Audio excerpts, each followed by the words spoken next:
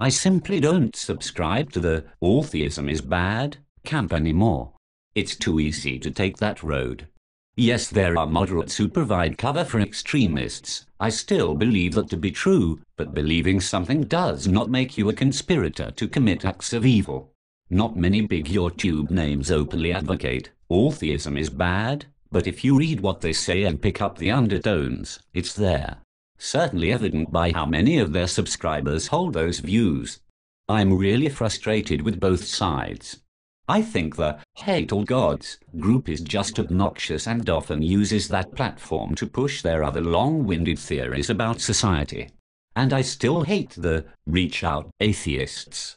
I don't think most of them do it in good faith. They just do it to say they did and look charitable and diplomatic. What I think it really comes down to is using atheism as a selling point to support a worldview, and one that is bankrupt and mostly theoretical. Not all theism is bad. Some theism has been the foundation and inspiration of progressively more peaceful, stable, and free societies over time. Islam and some denominations of Christianity are not the same. I've never seen a prosperous, clean, and diverse Islamic neighborhood in the US or EU, not a single one. What is the reason behind that? Why do they always look like ghettos? Is it because they come from a culture where ghettos are acceptable? I don't think I can accurately answer that. The free lunch thing is a reference to the European welfare state and immigration policy. They don't like Europe, but they'll use their right to protest and enjoy the safety of a society that doesn't use violence as a first resort for domestic disputes. In short, I believe cultural superiority exists, and certain cultures are more mature and conducive to the ends of most civilized people. If that means Christianity must exist and be tolerated to advance that goal, I see no huge detriment.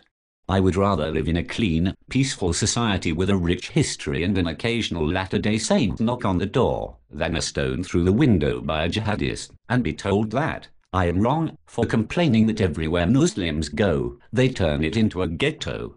I don't even entertain myself with the "if the whole world was atheist" theory. Some people don't need atheism. Most people will never need atheism. I know I don't. I will never need Islam. But by analyzing things that I value, I may need Christianity. Not personally, I won't need to truly believe in Jewish zombies. Some people do. Maybe it improves their attitude and outlook, but more times than not, a mostly Christian neighborhood is a clean and friendly neighborhood, safe to raise children, and conducive towards the things I want. There is too much vilifying of theism, not just on YouTube, something that I was guilty of for a long time, as my username indicates. Let's assume that most atheists want the same thing as most Christians, a clean and safe neighborhood and a decent job. At what point did it become a good idea to go at the throat of people who want the same goals and have a history of creating them? If Muslims wanted these things, they would have a record of producing these things, but they don't. In many ways, modern Central Americans have the same reputation, and a lot of them are Catholic. I don't want to bring up racism, but I think races are hard to separate from the culture they come from.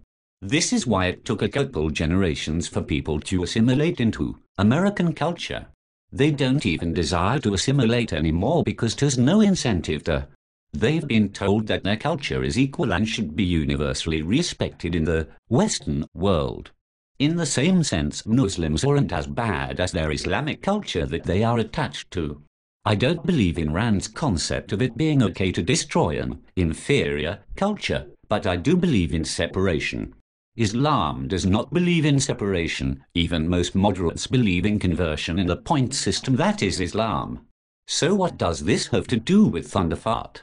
His politics are detrimental to his end goals. His broad anti-religious activism is detrimental to his end goals. Wait, no, they're not.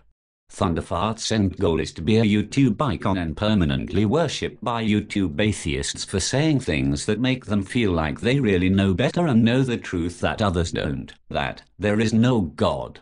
He insults people and believes himself to be the tip of the spear for freedom of speech. And people believe it.